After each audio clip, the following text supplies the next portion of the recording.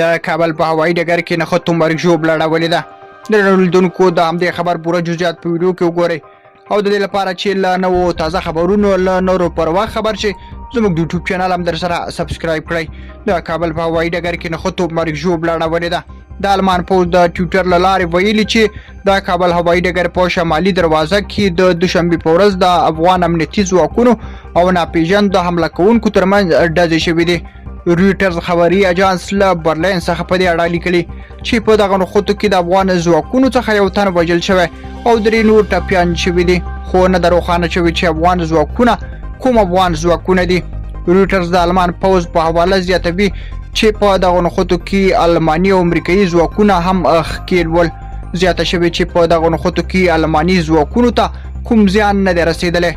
تر څه باندې یوه اونۍ راهیسې چې طالبانو د پلازمینې کابل په نیولو سره واک ترلاسه کړی دی کابل هوایي ډګر د زرونو افغانانو د شتون شاهد دی د ګڼ شمېر افغانانو حضور په دغه میدان کې سخته ګډوډي رامنځته کړې چې کله کله ورڅخه د تاوتریخوالو رپوټونه هم ورکول کیږي تېره ورځ هم په دغه هوایي ډګر کې د 7 افغانانو د وژل کېدو خبرونه ورکړل شوي وو په هوایي ډګر کې راټول شوي خلک چې وایي له طالبانو څخه ویره لري غواړي له افغانستان څخه ووځي د تیرې اونۍ په جریان کې په سلونو بهرنیان او د هغوی افغان همکاران او کورنۍ له کابل څخه مختلفو هیوادونو ته تللي بل خبر کې راځي جو بایډن وایي د اګست تر پایه به د امریکایانو د ایستلو ماموریت بشپړ کړي جو بایډن وایي تمه لري چې د روانې میلادي میاشتې تر پایه وکړی شي ټول امریکایي وګړي له افغانستانه وباسي بایډن په خپلو تازه څرګندونو کې ویلي دي چې دوی له افغانستانه د افغان کډوالو او دغه راز امریکایي وګړو د ایستلو پروسه چټکه کړې ده او هڅه کوي دوی ژر تر ژره له دغه هیواده وباسي د په خبره هڅه کوي د روانې اګست میاشتې تر پایه دغه ماموریت بشپړ کړي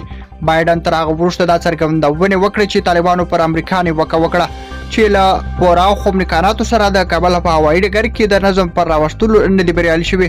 بلخوا ځینې امریکایي چارواکي بیا وایي چې له افغانستانه د دومره وګړو ایستل ښایي ډېر وخت ونیسي امریکا دمګړۍ د نظامي الوتکو ترڅنګ له خپلو ملکي او تجارتي الوتکو هم غوښتي چې په افغانستان کې د ماموریت په بشپړولو کې همکاري ورسره وکړي درنو لیدونکو له لیدلو مو مننه